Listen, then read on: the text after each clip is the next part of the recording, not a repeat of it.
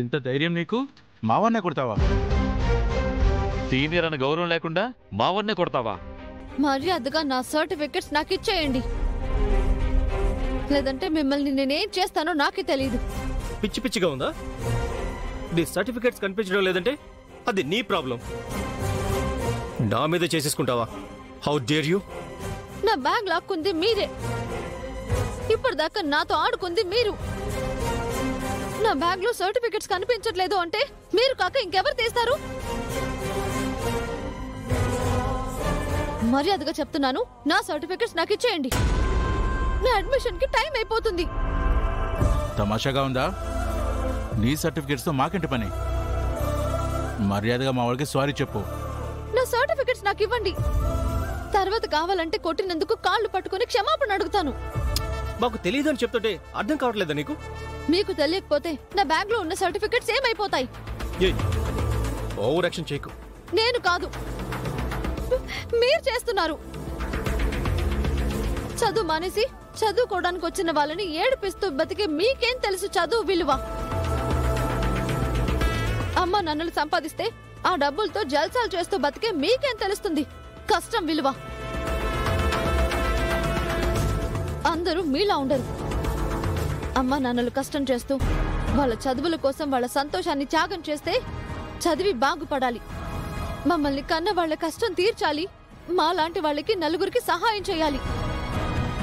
ఇలా ఎన్నో ఆశలతో కాలేజ్కి వస్తే మీలాంటి వాళ్ళు చేసే అవమానాలకి, మీరు పెట్టే బాధలకి కన్న వాళ్ళ కలలు తీర్చలేక కాలేజ్కి రాలేక జీవితాన్ని నాశనం చేసుకుంటారు. మా ఆశల్ని చంపడం మీకు ఆనందం, మమ్మల్ని ఏడిపించడం మీ సాడిజం. మీరు ఎలాగో చదవరు, చదువుకునే మాలాంటి వాళ్ళని చదువుకుంటే ఎందుకు చేస్తున్నారు? ప్లీజ్ నా సర్టిఫికెట్స్ నాకు ఇచ్చేయండి, నాకు టైం లేదు. ఈ రోజు అడ్మిషన్ తీసుకోకపోతే మళ్ళీ సంవత్సరం వరకు నాకు అవకాశం ఉండదు. నేను చదువుకోవాలి, మా నాన్నకిచ్చిన మాటని నేను నిలబెట్టుకోవాలి.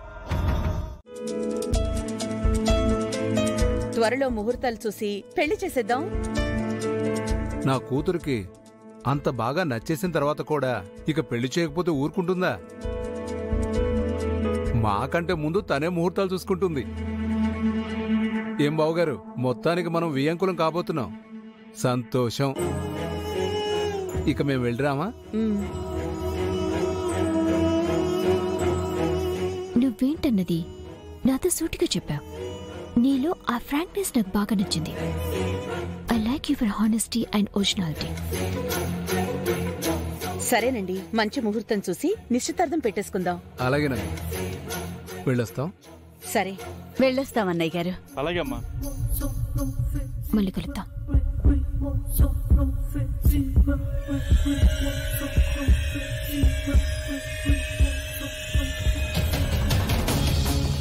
ప్రేమ్,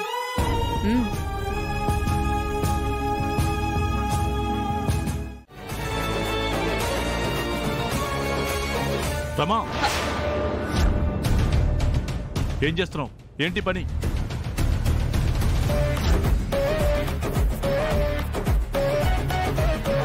చామంతిని ఎన్నోసార్లు తిట్టావు, కొట్టావు, అయినా భరించాను. కానీ ఈరోజు ఆ అమ్మాయికి భవిష్యత్తు లేకుండా చేయాలని చూస్తున్నావా? దీన్ని మాత్రం భరించలేకపోతున్నాను రమా.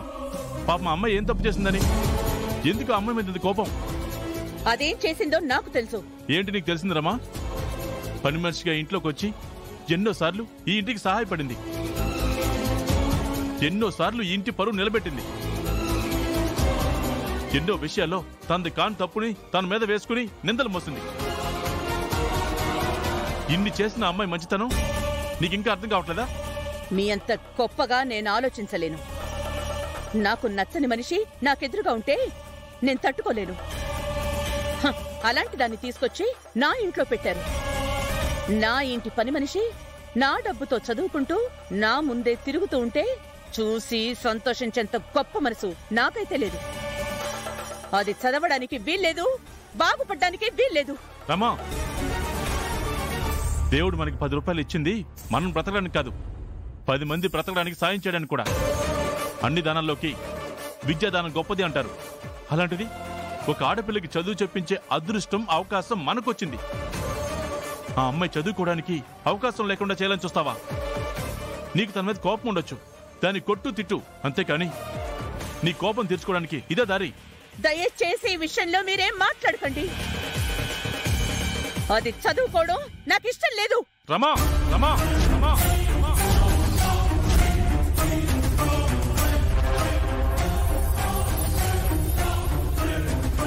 ఈ విషయం అమ్మకు తెలిస్తే పరిస్థితి ఎలా ఉంటుందో నీకు తెలుసుగా. ఒక మనిషి ఎదుగుదలకు అడ్డుపడడం మంచి పద్ధతి కాదురమ్మా.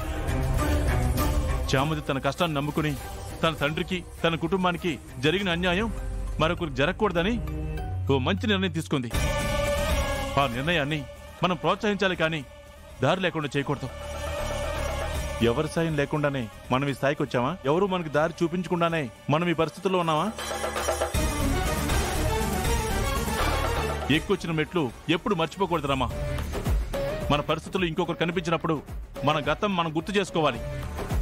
మనలాగే వారు పైకి రావాలని కోరుకోవాలి, అంతేకాని ఇంత హీనంగా ఆలోచించకూడదు. అది ఆ రామచంద్రయ్య కూతురు. అయితే ఏంట్రమ్మా? ఏంటి ఆ రామచంద్ర చేసిన తప్పు? ఒకనాడు రామచంద్ర చేసిన సాయం వల్లనే మనం ఈనాడు ఎలా ఉన్నాం.